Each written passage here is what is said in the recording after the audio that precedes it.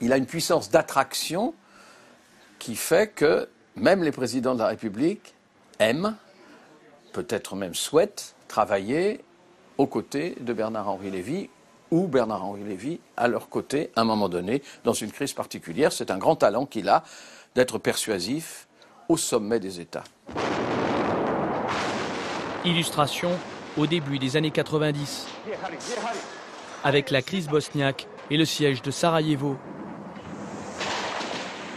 C'est le premier coup d'éclat de BHL sur la scène internationale. Un engagement spectaculaire dont il fera un film, Bosna. De quoi forger son image, de quoi surtout nourrir les critiques.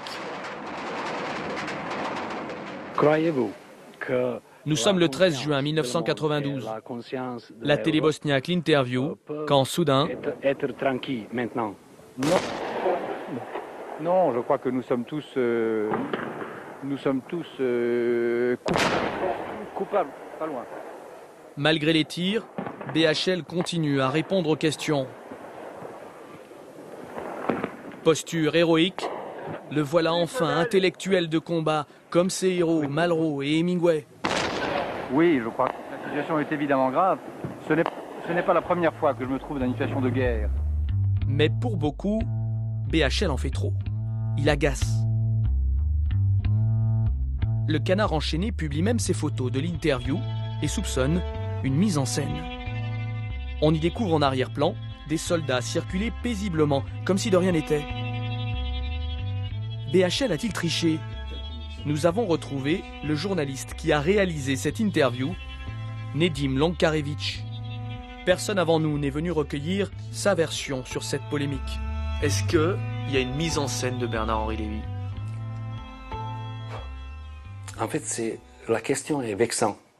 Si je vous demande est-ce que vous êtes un escroc, la question est vexante. C'est n'importe quoi. On voit les premiers coups de feu, ça nous fait bien sûr peur. On ne sait pas d'où ça vient, comment ça résonne entre les bâtiments. À ce moment-là, je ne sais pas est-ce que le caméraman a arrêté la caméra ou pas.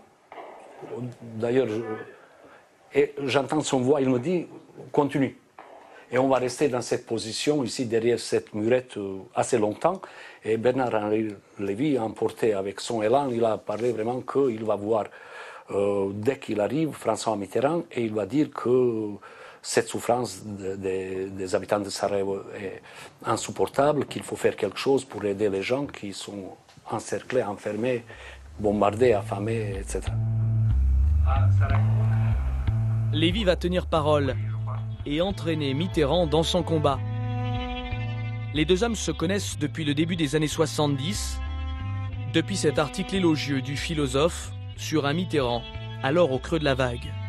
Bernard est allé le voir et il a convaincu le président de ce que je n'avais pas réussi à le convaincre, c'est-à-dire de faire participer la France plus activement à la libération des habitants de Sarajevo qui subissaient un siège depuis très très longtemps.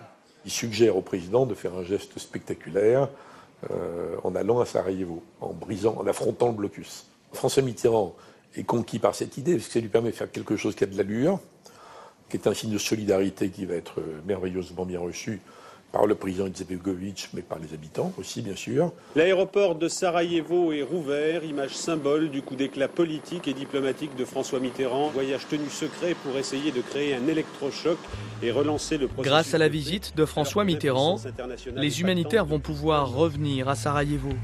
Mais BHL espérait mieux. Lui attendait du président qu'il engage la France dans une attaque militaire contre les Serbes. Je pense qu'il a dû rester chez lui une frustration en disant j'ai pas pu engager la France, j'ai pas pu engager François Mitterrand au-delà de ce geste.